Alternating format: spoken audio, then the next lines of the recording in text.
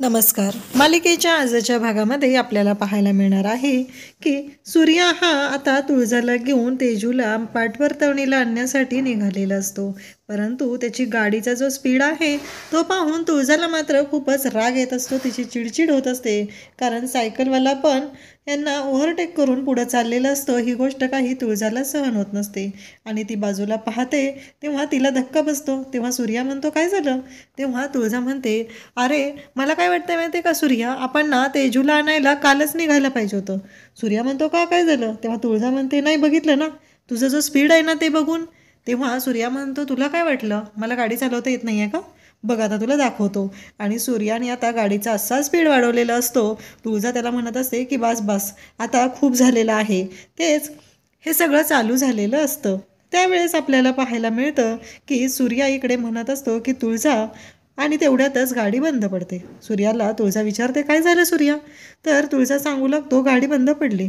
त्यावेळेस तुळजा म्हणते, कसं काय रे? तेव्हा सूर्या गाडीतून उतरतो आणि पाहतो तर बघायलाच मिळतं की इथे सूर्या जो आहे तो म्हणतो, गाडी गरम झाली आहे. त्यावेळेस आपल्याला पाहायला मिळतं की तुळजा म्हणत असते, मग काय करावं लागेल रे आता? तेव्हा सूर्या म्हणतो, थांब तिथे गॅरेज दिसते, मी बघून येतो आणि विचारून येतो. असं म्हटल्यानंतर इकडे आपल्याला पाहायला मिळतं की सूर्या म्हणत असतो की थांब, मी गॅरेजवाल्याला घेऊन आलो आहे आणि बघूया काय होतंय ते. हे सगळं चालू असतं आणि त्याचबरोबर सूर्याचं असं म्हणणं असतं, काय झालं आहे? गॅरेजवाला म्हणतो की गाडी गरम झाली आहे, दुरुस्त करायला लागेल, टाईम लागेल. तेव्हा सूर्या म्हणतो की चालेल ठीक आहे, आम्ही चहा घेऊन येतो दोघंजण. आणि मग सूर्या तिथे समोर शेजारीच असलेल्या टपरीवरती चहा घेण्यासाठी जातो. तर 2 चहा सांगत असतो. तेव्हा तुळजा म्हणते की नाही, एकच द्या.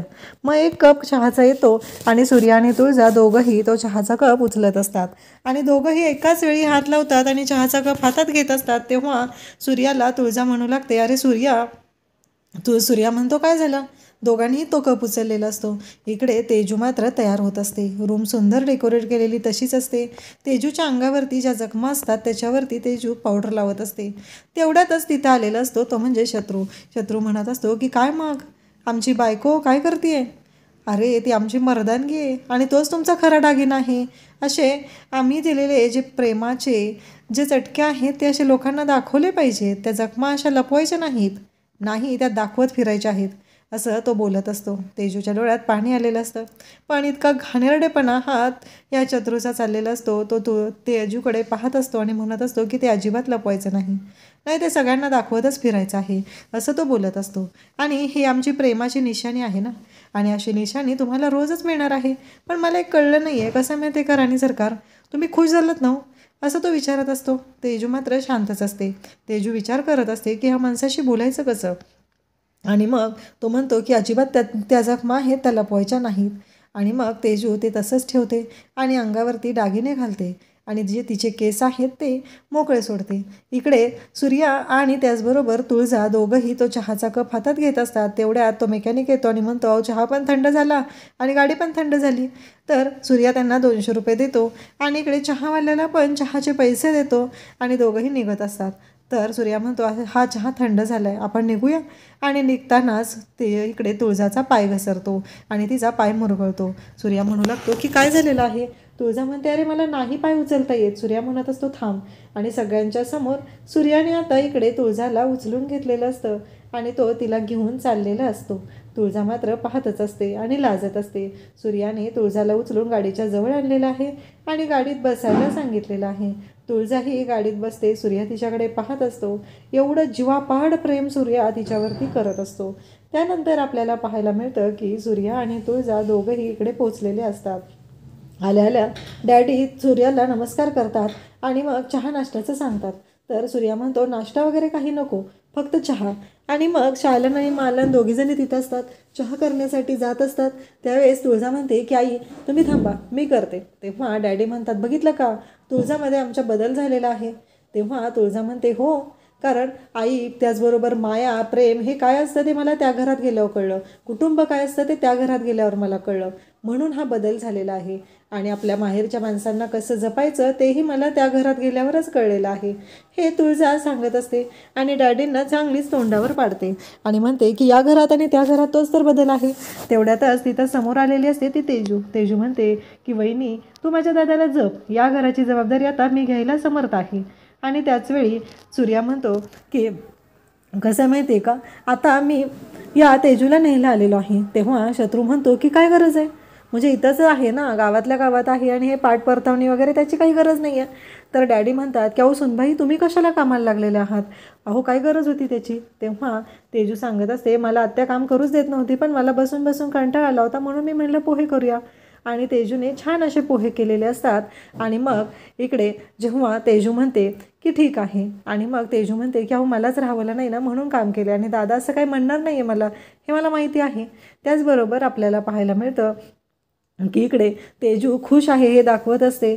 शालन आणि मालनला माहिती असतं की तेजूच्या आयुष्यात काय घडलेलं आहे, तिची अवस्था काय झालेली होती हे शालन आणि मालन या दोघींनीही पाहिलेली आहे. त्यानंतर आपल्याला पाहायला मिळतं की तुळजा म्हणत तेजूच्या बाबतीत सूर्या म्हणत असतो की मला माहिती आहे माझी बहीण कशी आहे ती, कारण माझी बहीण जी आहे ना ती मनापासून प्रेम करणारी आहे, मनापासून जीव लावणारी आहे, हे बोलत असतो. आणि मग इकडे शत्रू म्हणतो की काय गरज आहे पाठपरतावणीला पाठवायची, मला नाही वाटत त्याची काय गरज आहे, असं शत्रूचं बोलणं चालू असतं. आणि त्याचवेळी तेजू म्हणते की मी पण माहेरी जर गेले तर खूप अवघड होईल, ह्या जखमा जर तिथं कोणी पाहिल्या तर त्यांना मी काय उत्तर देणार, त्यांच्या प्रश्नांना काय उत्तर देणार आहे. तेव्हा डॅडी म्हणत असतात की अहो ती रीतभात असते. तेव्हा शत्रू म्हणत असतो की काय गरज आहे आताच्या काळात ही रीतभात पाळायची. त्यावेळेस इकडे ते सगळ्यांच्या समोर तेजू सांगू लागते की कसं आहे माहिती आहे का, मला असं वाटतंय की आम्ही ना प्लॅन केला होता, यांनी ना महाबळेश्वरला जायचा प्लॅन केलेला आहे आणि आम्ही दोघं महाबळेश्वरला फिरायला जाणार आहोत, त्यामुळे दादा मी नंतर येईल, आणि कशाला ना एवढं सगळं प्लॅनिंग झालेलं आहे तर, असं सांगत असतो. तेव्हा सूर्या म्हणत असतो की काही हरकत नाही आहे, तुमच्या दोघांचा प्लॅनिंग झालं आहे ना, ठीक आहे. मग तुळजा म्हणत असते की ठीक आहे आता आम्ही जायला निघतो.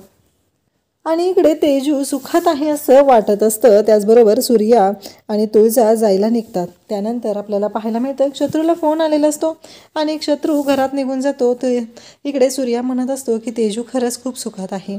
त्यावेळेस तेजू पण म्हणत असते की हे सौंदर्य काय उपयोग आहे रे, इथे जे सौंदर्य आहे ते लुबाडलं जातं, ओरबाडलं जातं. आणि इकडे तुळजा म्हणत असते खरंच जर तेजू सुखात असेल ना तर चांगली गोष्ट आहे, पण इकडे तुळजाला पण काळजी वाटत असते.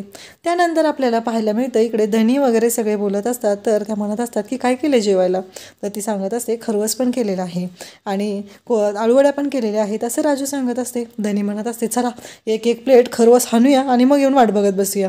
तेव्हा राजू म्हणत असते असं करायचं का, आपण आपल्या तेजवाकासाठी केले ना आणि आपण आधी खाऊन घ्यायचं का हे सगळं, अजिबात नाही चालणार हा, असं ती बोलत असते. इकडे धनी म्हणत असते की नाही तुम्ही मलाच असं करता, ते बघा आली आणि आपली तेजवाक्का आली म्हणून सगळे खुश झालेले असतात, पण तेजू काही आलेले नसते. धनी म्हणत असते की काय आहे हे, आम्ही तर ठरवलेलं होतं चांगलं भाव करायचं आहे आणि तुम्ही काय, आणि मला माहिती आहे तेजवाक्का बाहेर पाठीमागे लपलेली आहे, हे त्यांचं बोलणं चालू असतं. तेव्हा तुळजा आणि सूर्या म्हणत असतात की ती नाही आली, ती ना महाबळेश्वरला जाणार आहे म्हणून आली नाही.